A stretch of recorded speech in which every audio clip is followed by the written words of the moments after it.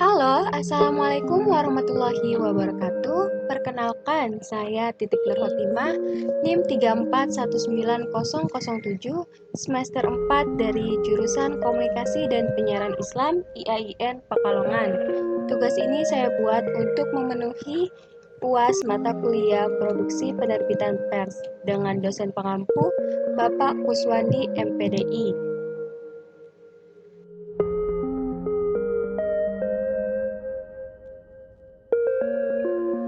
Oke, di sini saya akan sedikit memaparkan apa saja jenis-jenis berita.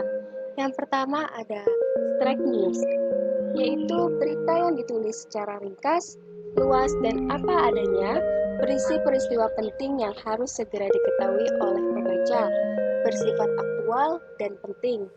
Strike news ini bertujuan untuk mengabarkan.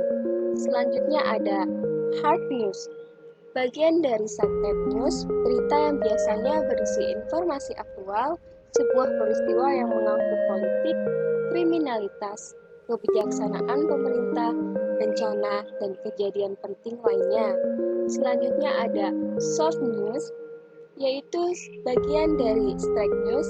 Soft news ini menyajikan berita yang bersifat ringan dan nilai beritanya berada di bawah nilai berita yang dimiliki oleh hard news. Selanjutnya ada interpretative news, yaitu pengembangan dari straight news, berita yang langsung dilengkapi dengan tambahan informasi seperti pendapat atau penelitian. Selanjutnya, depth news, yaitu berita yang mendalam menyajikan berita yang berisi ulasan mendalam mengenai sesuatu peristiwa. Berita jenis ini lebih menonjolkan informasi mengenai bagaimana dan mengapa sebuah peristiwa itu terjadi.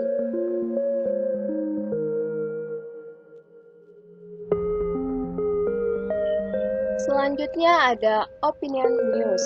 Berita opini adalah berita yang berisi pendapat atau penilaian tentang suatu peristiwa hangat yang sedang terjadi. Selanjutnya ada feature news. Berita yang menyajikan menggunakan gaya atau bercerita seperti storytelling, mirip cerita pendek cerpen dengan menggunakan gaya penulisan karya sastra. Selanjutnya, investigation news. Berita investigation merupakan berita yang ditulis berdasarkan hasil penyelidikan yang secara khusus dilakukan pada suatu peristiwa atau isu atau masalah. Selanjutnya ada comprehensive news, berita yang berisi laporan mengenai fakta dari suatu peristiwa yang ditinjau secara menyeluruh.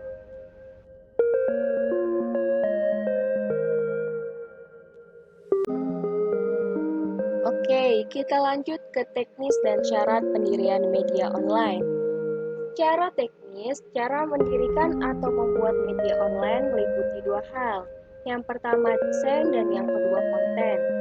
Desain media online dengan cara membuat akun blogger atau membeli domain dengan memilih tema blogger gaya majalah berita. Kemudian konten media online. Konten media online ini terdiri dari jenis-jenis tulisan jurnalistik, terutama berita, artikel, atau fitur. Format konten media online terdiri dari teks, gambar, atau audio video. Lalu, syarat pendirian media online. Secara legal formal, media saat ini tidak memerlukan surat izin usaha penerbitan pers, seperti era Orde Baru. Pasal 9 Undang-Undang Nomor 40 Tahun 1999 tentang pers, setiap warga Indonesia dan negara berhak mendirikan perusahaan pers. Setiap perusahaan pers harus berbentuk Badan Hukum Indonesia. Selanjutnya, rencana rubrikasi program atau konten. Yang pertama, rubrik harus berisi beragam konten, baik itu berita, opini, atau informasi khusus yang menarik untuk dibaca. Selanjutnya, sebuah rubrik harus memiliki pasar atau pembaca dengan minat tertentu. Misalnya, rubrik Iptek pada majalah akan menyasar pembaca dari kalangan pelajar, mahasiswa, dan masyarakat umum.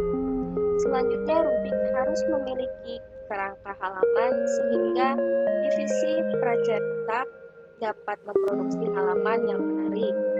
Selanjutnya, sebuah rubrik yang baik harus memiliki nama juga kop. Nah, selanjutnya ada konvergensi media. Apa sih konvergensi media? Yaitu proses penggabungan berbagai bentuk isi media yang terdiri dari teks, foto, gambar, audio, atau video, serta animasi yang dapat ditampilkan pada satu platform seperti telepon seluler, laptop, televisi, dan komputer. Melalui teknologi digital memungkinkan isi media dapat dikirim ke seluruh platform media, internet, televisi, surat kabar, atau radio, di mana kemudian konsumen dapat menikmati melalui berbagai platform, telepon seluler, gawai, laptop, televisi, dan komputer. Contohnya, yang pertama ada Kompas, yaitu harian Kompas TV atau kompas.com. Yang kedua, Tempo Media, majalah harian tempo.com, Tempo TV. Yang ketiga, Republika, harian republika.com.id. Yang keempat, Media Indonesia, harian Metro TV atau metrotv.com. Yang kelima, Seputar Indonesia, harian sindo.com dan RCTI.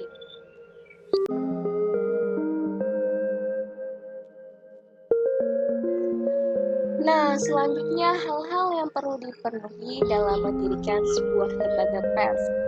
Membuat pers tentu harus ada yang diperhatikan yang sudah ditentukan oleh Undang-Undang Nomor 40 Tahun 1999. Menentukan perusahaan pers harus berbadan hukum atau berbentuk badan hukum.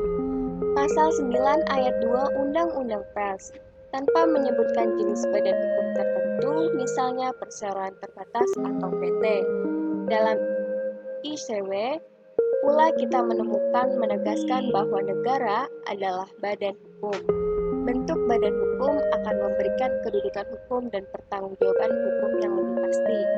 Hubungan hak dan kewajiban, bentuk badan hukum memberi dasar yang lebih kuat suatu perusahaan pers berkembang sebagai suatu perusahaan yang ekonomis, efektif, dan efisien.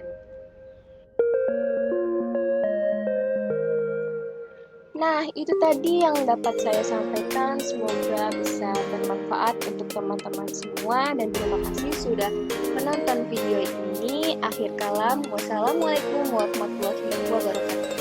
Bye-bye.